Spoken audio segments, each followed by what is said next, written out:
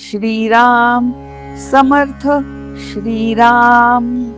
दशक दुसरा मूर्ख लक्षणांचा.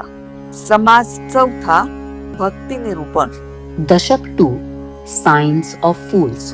Chapter 4 Discourse on Devotion. Shri Ram. नाना सुकृताचे फळ तो हा नरदेह केवळ. त्याही मध्ये भाग्य सफळ तरीच सन्मार्ग लागे. This human body is a fruit of many meritorious acts in the earlier lives. And if there is really good fortune, you can tread the path of righteousness.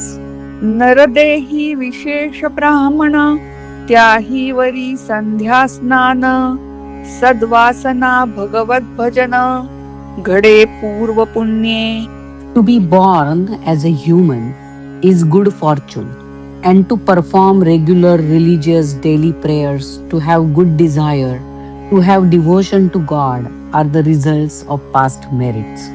भगवत भक्ती हे उत्तम त्याही वरी सत्समागम. काळ सार्थक हाची परम लाभ जाणावा. As a matter of fact, devotion to God is the best thing. But much more important than that is the company of saints, and we should consider it as the best utilization of our lifetime and has a great benefit. प्रेम प्रीतीचा सद्भाव आणि भक्तांचा समुदाव. हरिकथा महोत्सव तेणे प्रेमा दुणावे. Primarily, there should be love and goodwill. Further, there should be a gathering of many devotees, and above all, there should be program of stories of God told in good ceremonies. Then only love for God increases. नरदेही Alia एक काही करावे सार्थक. जेणे पाविजे परलोक परम दुर्लभ जो. Having been born as a human being, we should take this opportunity, and then we will reach the higher heavens, which is a very rare benefit. विधियुक्त ब्रह्मकर्म अथवा दया दान धर्म अथवा करणे सुगम भजन भगवंताचे. We should perform the religious rituals toward realization of Brahma, or we should be having compassion, give in charity, or the alternative easy way is to perform devotional activities towards God. अनुतापे करावा त्याग अथवा करणे भक्तियोग. नाही तरी धरणे संग साधुजनाचा. We should have repentance and renounce our possessions. If it is not possible, we should follow the path of devotion ourselves, or the best way is to be always in the company of sages.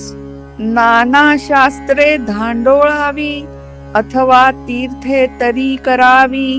अथवा पुरश्चरणे बरवी पापक्षया कारणे.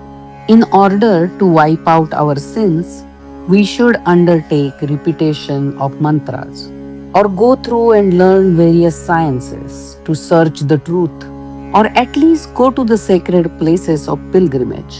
अथवा कीजे परोपकार अथवा ज्ञानाचा विचार. निरूपणी सारासार विवेक करणे. One of the other ways is to be busy with charitable work, helping others or follow the path of knowledge to find out what is essential and what is not essential, and have a discussion with others.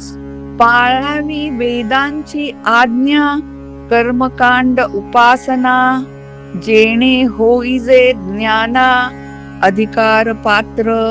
For this, we should study what is the teaching of Vedas, and their dictates should be followed in respect of performance of various ways of worship or religious practices, by which we will become eligible for real wisdom. काया वाचा आणि मने पत्रे पुष्पे फळे जीवने. काहीतरी एका भजने सार्थक करावे. We should, by our body, speech, and mind, worship God, by offering leaves, flowers, fruit, or even water to Him. But somehow, in some way, we should fulfill our life on this devotional path. जन्मा आलियाचे फळ, काही करावे सफळ, ऐसे न करिता निर्फळ, भूमी भार होये. Please consider that we should benefit ourselves by this human birth and accomplish something. Otherwise, our life will be useless, just a burden to Mother Earth. नरदेहाचे उचित, काही करावे आत्महित, यनानुशक्त्या चित्तवित्त, सर्वोत्तमी लावावे. It is proper for human body to work for our own welfare and concentrate on God Almighty as per our might by meditation and offering our belongings. हे काहीच न धरी जो मनी, तो मृत्युप्राय वर्ते जनी, जन्मा येऊन तेणे जननी, वायाच कष्टविली. Now, if a man does not pay any heed to his teaching, he really roams about only as a dead man. And he has really given lot of suffering to his mother at his birth, all in vain. नाही संध्या नाही स्नान, नाही भजन देवतार्चन, नाही मंत्र जप ध्यान, मानस पूजा. He does not bathe properly, does not pray 3 times a day, does not offer devotion, does not worship God, does not repeat any mantra, does not meditate, and does not mentally even worship the God. नाही भक्ती नाही प्रेम, नाही निष्ठा नाही name, नाही देव नाही धर्म, अतीत अभ्यागत. He has no devotion, no loyalty, no regularity, no God, no religion, and does not give kind reception to his guests. नाही सद्बुद्धी नाही गुण, नाही कथा नाही श्रवण, नाही अध्यात्म निरूपण, ऐकिले कदा. He has no good quality or intentions. He does not listen to the stories of God and has never listened to the spiritual discourses.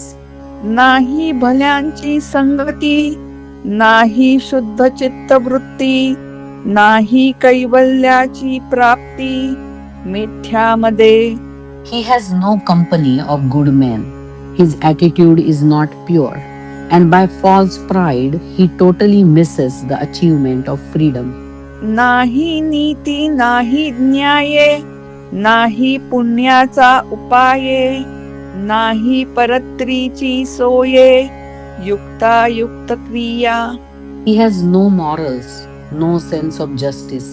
He has no means to earn merit and does not provide for good conditions in the higher world by accurate good deeds. नाही विद्या नाही वैभव, नाही चातुर्याचा भाव, नाही कळा नाही लाघव, रम्य सरस्वतीचे.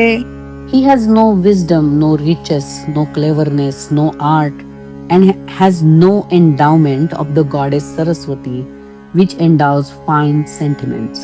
शांती नाही क्षमा नाही, दीक्षा नाही मित्री नाही, शुभाशुभ काहीच नाही, साधनादिक. He has no peace, no forgiveness, no initiation, no friendliness, no sense of good or bad in selecting means. सुची नाही स्वधर्म नाही, आचार नाही विचार नाही, आरत्र नाही परत्र नाही, मुक्त क्रिया मनाची. He has no sanctity, no sense of his own religion, no good conduct, no good thought, and he has no hope of achieving anything in the world or the other. All his mental actions are not free. कर्म नाही उपासना नाही, ज्ञान नाही वैराग्य नाही, योग नाही धारिष्ट्य नाही, काहीच नाही पाहता. He does not perform any good actions, does not do penance, he has no knowledge, no desirelessness, no yoga, no courage. If you look at him, you will notice there is nothing worth mentioning about him. उपरती नाही, त्याग नाही, समता नाही, लक्षण नाही, आदर नाही, प्रीती नाही परमेश्वराची. He has no repentance, no renouncement, no sense of quality, equality, no good qualities, and has no respect or love for God. परगुणाचा Santosh नाही, परोपकारे सुख नाही, हरिभक्तीचा लेश नाही, अंतर्यामी. He is not happy in the happiness of others. He is not happy in doing anything good for others. In his mind, there is not a single thought of devotion to God. ऐसे प्रकारीचे पाहता जन, ते जितची प्रेता समान, त्यासी न करावे भाषण पवित्र जनी. If there are such persons, they should be considered as living dead, and good people should not even talk to them. पुण्य सामग्री पुरती, तयासीच घडे भगवत भक्ती. जे जे जैसे करीती, ते पावती तैसेची. Only such a man who has got full possession of merit is able to follow the path of devotion. Surely, people get that thing which is exactly in accordance with their actions. इति श्री दासबोधे गुरु शिष्य संवादे भक्ति निरूपण नाम समास चौथा श्रीराम.